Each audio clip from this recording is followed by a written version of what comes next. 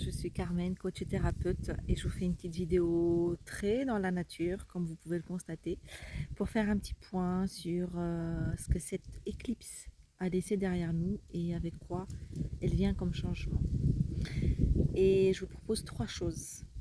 Je tirerai trois anciennes cartes et trois nouvelles pour voir comment ça va se mettre en place. Alors, la première.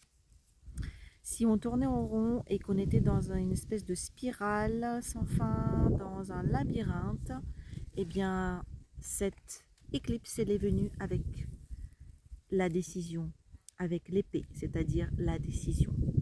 Le fait de trancher et d'arrêter ce mouvement sans fin qui nous fait tourner en rond et dans une dynamique, dans un schéma qui du coup est complètement désuet, qui n'apporte rien. On va trancher. On a l'épée, on sort de là-dedans. Ensuite, deuxième chose, l'engagement, la justice, l'union va enfin s'aligner.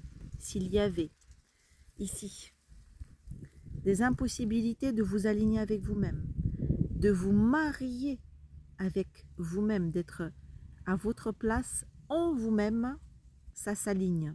Si vous attendez des mouvements de justice, ça vient. Si vous vous posez des questions et que vous avez du mal à rentrer un rond dans un carré ou un carré dans un rond concernant un couple, ça vient également s'aligner. On ne dit pas comment, mais en tout cas, ça s'aligne.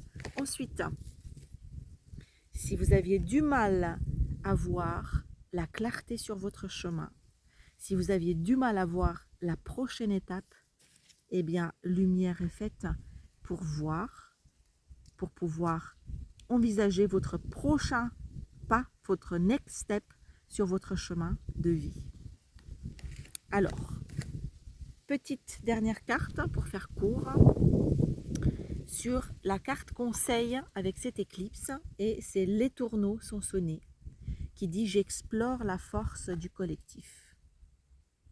Je vous la montre et je vais vous lire ce qui est dit pour le 19.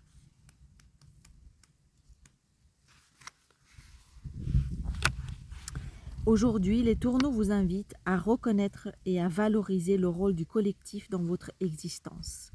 Les solutions les plus efficaces et les projets les plus fructueux émergent souvent de la coopération, de l'attention aux autres. J'entends du bruit.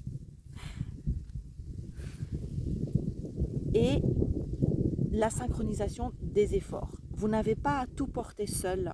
En partageant vos compétences, votre énergie et vos idées, vous augmentez votre impact